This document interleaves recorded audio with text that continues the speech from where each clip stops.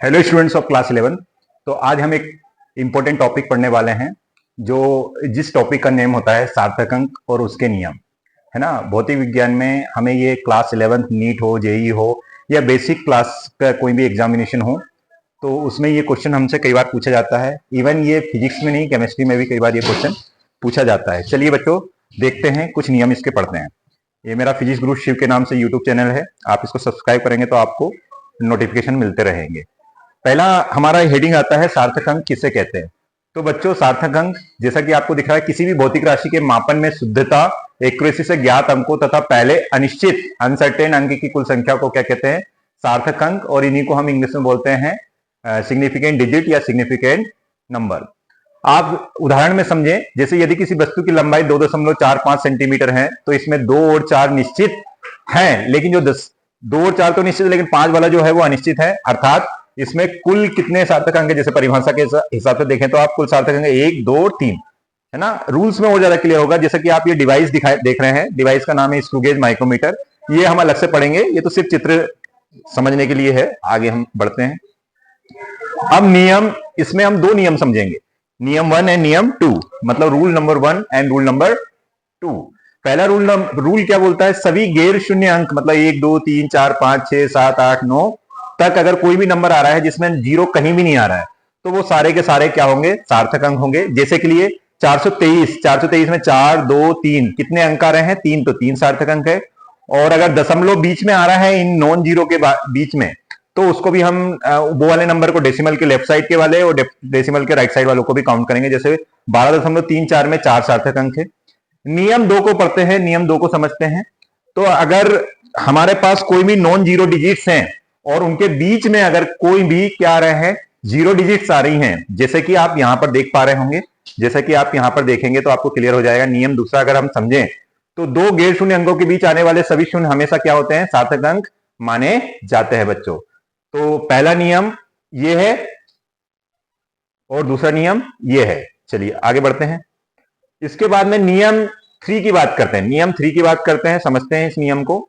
तो नियम 3 क्या है? अग्रणी शून्य सार्थक नहीं है, मतलब जो प्रीसीडिंग 0 है वो सार्थक अंक नहीं है। जैसे अगर हम बात करें, इसको पहले देख लेते हैं।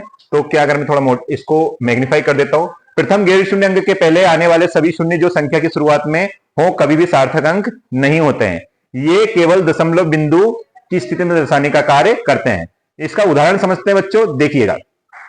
जैसे इसी का उदाहरण है, यही नियम का उदाहरण है।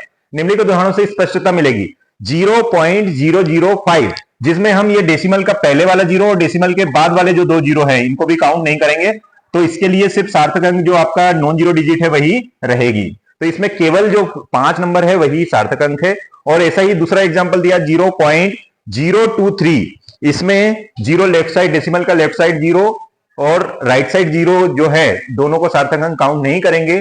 लेकिन जो 23 में 2 और 3 है, दोनों ही क्या है? सार्थक अंक है। अर्थात कितने दो, इसमें कितने होंगे? 2 सार्थक अंक, 2 और 3। चलिए आगे बढ़ते हैं बच्चों। ट्रेलिंग 0 है ना, ट्रेलिंग 0। तो इसके लिए हम पढ़ते हैं नियम 4 पहले समझ लेते, फिर नियम 5 समझेंगे। नियम 4 को पहले अच्छे समझ लेते बच्चों। दशमलव वाली संख्या, अगर दशमलव वाली संख्या हो तो उसमें क्या होगा? तो यदि संख्या में दशमलव है तो अंतिम गैर शून्य अंक के बाद सभी शून्य सार्थक अंक होते हैं। जैसे कि देखिए बेटा, दशमलव दिया है 4.300 है, तो दशमलव हो तो दशमलव के बाद में नॉन जीरो के बाद में 0 आए या नॉन जीरो के बाद में 0 आए या दशमलव के बाद में भी 0 आ जाए तो उनको हम सार्थक अंक कहेंगे। जैसे इसमें कितना है? 4.300 में 4 सार्थक अंक होंगे। ऐसा का ऐसे इधर भी देखिए बच्चों, इधर थोड़ा सा इंटरेस्टिंग थिंग है, थोड़ा सा आपको समझना पड़ेगा। जैसे डेसिमल के लेफ्ट साइड भी 0 हो, राइट साइड भी 0 हो, लेकिन उसके बाद में नॉन जीरो डिजिट्स आ जाए और नॉन जीरो, जैसे 5 2 नॉन जीरो डिजिट्स थी, उसके बाद में 0 आ गया, तो हम इन दोनों को क्या करेंगे? सार्थक अंक में काउंट करेंगे। तो 5 2 0 मतलब कितने सार्थक अंक आ रहे हैं? इसमें 3 आ रहे हैं, जैसा कि आप ये देख रहे हैं। तो कितने सार्थक अंक है? 3। अब हम उदाहरण नियम 5 को थोड़ा समझते हैं। जहां पर जिसमें भी डाउट हो आप नियम को समझने में, आप कमेंट बॉक्स में पूछ सकते हैं बेटा, मैं आपको हेल्प कर दूंगा, बता दूंगा। बिना दशमलव वाली संख्या के अंत में आने वाले शून्य सार्थक अंक नहीं होते हैं। जैसे बच्चों 300 लिखा है, 3 के बाद में 2 शून्य लिखा है और कहीं दशमलव नहीं लिखा है, तो पहला जो नॉन जीरो है इसको हम सार्थक अंक मानेंगे और 2 जो जीरो है उनको नहीं मानेंगे। लेकिन इसमें एक अपवाद भी है, आपने सुना भी होगा, एक्सेप्शन केस रहते हैं। तो एक्सेप्शन केस में अगर किसी में मापन हो, जैसे 300 मीटर, 300 किलोग्राम, 200 किलोग्राम, 2 किलोग्राम, तब हम उसमें जितने भी जीरो होते हैं उन सबको हमें क्या काउंट करना पड़ेगा, हमें सार्थक अंक काउंट करना पड़ेगा, सिग्निफिकेंट डिजिट काउंट करना पड़ेगा। जैसे 300 मीटर, इसमें आप 3 को भी काउंट करोगे, 0 को भी काउंट करोगे और 0 को भी काउंट करोगे, मतलब इसमें 300 मीटर मतलब कोई नंबर के साथ में इकाई लगी है तो आप 0 को भी काउंट इसमें करेंगे, चाहे डेसिमल लगा हो या नहीं लगा होगा। तो ये 300 में केवल सिर्फ नंबर लिखा है तो कितना आएगा, एक सार्थक अंक दिख रहा है, और 300 में अगर इकाई लगी है तो 3 लिखे हैं, 3 है, जैसा आप समझ पा रहे होंगे।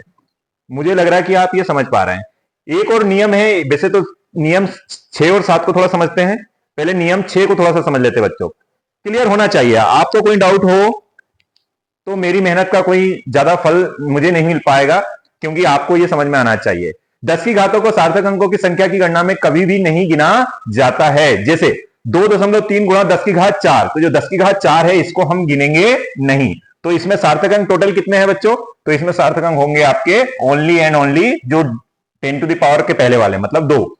घात बदलने से सार्थक अंकों की संख्या नहीं बदलती है, ये ध्यान रखिए। अगर 10 की घात 4 हो, 10 की घात 5 हो, 10 की घात 9 हो, तो इसका सार्थक अंक पर कोई भी असर नहीं होता है। ये नियम 6 हो गया। नियम 7 में आते हैं बच्चों। देखिए नियम 7 क्या होता है, शुद्ध नियतांक। शुद्ध नियतांक या किसी निश्चित वस्तु की संख्या के पास अनंत सार्थक अंक होते हैं। जैसे 20 सेब है, तो 20 सेब अगर हैं तो इसके सार्थक अंक कितने होंगे, अनंत होंगे। प्रकाश की चाल, इसके भी सार्थक अंक क्या होंगे, अनंत होंगे। ये थोड़ा सा अगर शुद्ध नियतांक है तो अभी आप इसको थोड़ा इग्नोर भी कर सकते हैं, लेकिन जैसे इसमें थोड़ा एग्जांपल दिखा रहे हैं तो आप इसको याद रख सकते हैं, है ना। जैसे कुछ वैल्यू शुद्ध है, लेकिन शुद्ध हमें जनरली बहुत सारी वैल्यू नहीं मिलती है ना। जैसे अगर मैं आपसे बोलूं कि थोड़ा सा प्रैक्टिस के लिए मेन आप 6 नियम तक थोड़ा सा ध्यान रखें, 7वें नियम को थोड़ा सा अभी इग्नोर भी कर सकते हैं। तो अगर मैं बोलूं आपकी थोड़ी प्रैक्टिस के लिए, तो प्रैक्टिस के लिए देखो बच्चों, इसमें कुछ नंबर दिए हुए हैं। जैसा कि आपको अगर इसको ऐसा लिखें तो 2008 में देखिए 2 नॉन जीरो है, उसके बीच में जीरो है, तो हम जीरो को भी क्या करेंगे, सार्थक अंक में काउंट करेंगे। और ये जीरो तो कितने हो गए, 4 हो गए, 0.0034। अब जीरो के डेसिमल के लेफ्ट साइड भी जीरो है, डेसिमल के राइट साइड भी 2 जीरो है, तो जो नॉन जीरो है उनको ही हम सिग्निफिकेंट डिजिट में काउंट करेंगे। मतलब 3 और 4 कितने हो गए, 2 हो गए। 5.40 में ये 5 भी काउंट होगा, 4 भी होगा और 0 भी होगा, मतलब कितने सिग्निफिकेंट डिजिट हो गए बच्चों, 3। 6200 में 62 तो मतलब 6 और 2 तो काउंट होंगे, लेकिन क्या काउंट नहीं होगा, जो 0 है इनको हम काउंट नहीं करेंगे। ऐसा ही 3.2 गुणा 10 की घात -5 में हम 3.2 को तो सार्थक में काउंट करेंगे, मतलब 2 काउंट करेंगे। ये 10 की घात प्लस में हो या माइनस में है इसको हम नहीं, ठीक है। अब बेटा ये लास्ट में देखिए होमवर्क सवाल आपके लिए है, कमेंट बॉक्स में जल्दी से उत्तर देना है आपको। 0.05030 में कितने सार्थक अंक होंगे, ये आपको क्लियर करके मुझे बताना है। आप लाइक एंड शेयर करें। मेरी चैनल का नेम है फिजिक्स गुरु शिव और आप इसको सब्सक्राइब करें। Thank you.